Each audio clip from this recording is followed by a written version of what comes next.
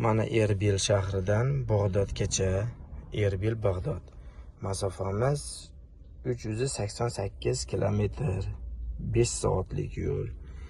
Va bu yo'l bilan yurasizmi yoki bunisi bilan farqi yo'q. Ikkalasi ham mana Kirkuk shahridan o'tadi.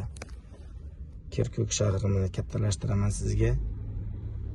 Bu Kirkuk shahri o'sha hozirgi paytda IShID jangarilar tomonidan ozod qilinmagan shahar.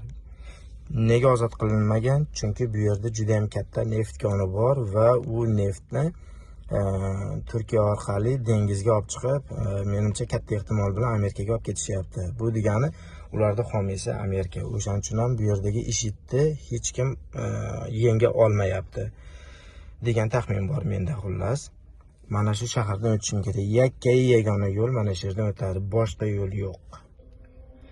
Chegarada o'tayotganimda men yozma ravishda ogohlantirishgan, Kirkuk shahriga kirmaysiz deb. Mana o'giri chiqibdi monetimga. Xotinsizlikda oqibati bu.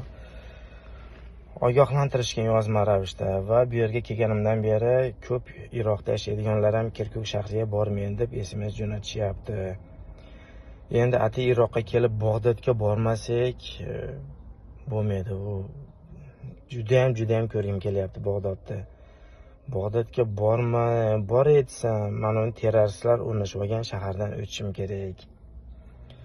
Juda ham boshim qotgan xullas, juda ham. Ham qiziqyapman, ham hayotim shirinlik qilyapti. Nima qilsa bo'ladi?